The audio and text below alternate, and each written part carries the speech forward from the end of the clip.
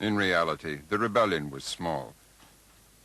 But Highlanders have never forgotten that it was used as a pretext to impose the English way of life. After Culloden, the laws that were enacted were ordained really to destroy the way of life, the language and the customs of the Highlanders and of the Islanders. The Highlander wasn't permitted to practice his language. He wasn't permitted to wear his native dress, which was something resembling what we call the kilt today. He wasn't permitted to carry arms, and it was something very significant to the Highlander at the time. He wasn't permitted to be educated through the medium of Gaelic. Consequently, it made it very difficult for the Gaelic culture to survive. The Highland clearance has stripped the land of its Gaelic speakers.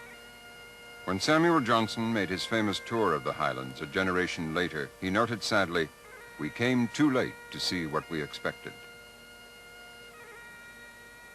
People were driven away out of the land altogether to Canada, Australia, New Zealand, Nova Scotia, and so many other parts of the world where we find islanders today. And every attempt was made to destroy the Highlander and the Islander as a specific cultural entity within Scotland.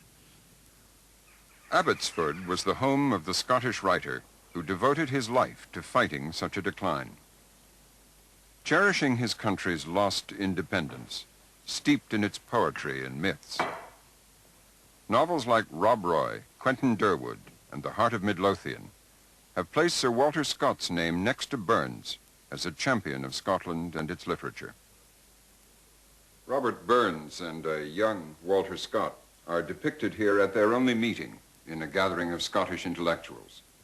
Both men gave inspiration to a revived Scottish nationalism, and the popularity of their work shows how literature can play on a sense of national pride. In fact, as we've seen, the reality of Highland life was often wretched, and the Scottish people traveled far and wide in search of a better future, taking not Gaelic with them, but English.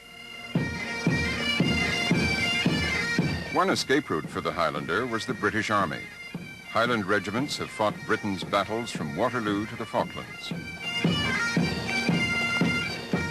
But even in a Highland regiment, the language of command has always been English. New sentries, about, top! Sentries, pass! John Northcote and Callum Keane are both Highland boys from Oban, brought up in Gaelic-speaking families.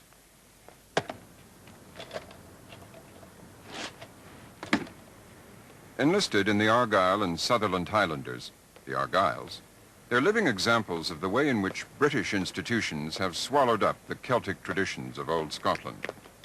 And even in Scotland, their city-educated lowland mates, a majority of the Argylls, mock their lilting Highland accents. They refer to them by the derogatory term tuchters. When I came down from the Highlands, I spoke with a really broad Highland accent. And they all started saying, "Where are you from?" And I says, "Well, I'm from Oban." And they seemed to say, "He's a tuchter." They were taking the mickey out of me. They were slagging me all the time. You no say much. I says, "Well, I'm going to have to change my accent because I don't like getting slagged all the time." You want a little eats? So gradually, as the time went on, I picked up a lowland dialect. If I was talking in my old accent, I'd be talking more like a Highlander, like a tuchter, sort of like a real west coast of Scotland person. My old native tongue, I'd say, like, for example, "Well, I'm going down the road, I'm going to go to the shops and I'm going to buy myself some bread." Whereas if I was talking in my Argyll dialect, I'd say, "I'm going down the shops and I'm going to get myself some bread." So it's sort of like a Glasgow accent. To me, I feel a tuchter's well, I may be wrong saying this, but to me I feel a tuchter's a real Scottish Highlander. Whereas Glasgow and that, they're just lowlanders. I wished I still had my old lingo. The Highlanders have stood watch over British castles on British territory from Edinburgh to the Ganges. Driven from their lands by poverty and depression, they were forced to learn the language of their old enemies, and by a final irony, carried it for them to the four corners of the world, from Sydney to Saskatchewan. All that's left of the fighting clans are the great names, Campbell, Cameron, MacDonald, and MacLeod. The original Gaelic of so many Jacobite ballads longs for the return of the bonny prince. But of course he'll never come. His people are in exile. Their words have been translated into the English of an English-speaking world. And only their music lingers.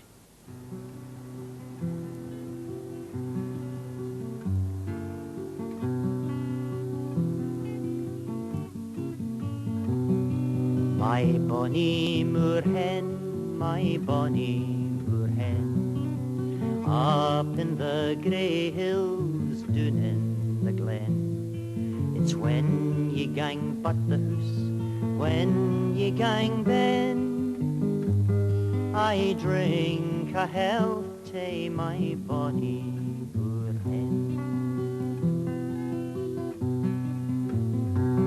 My bonny moor hen is gayed o'er the main, and it will be summer ere she comes again. But when she comes back again, some folk will ken.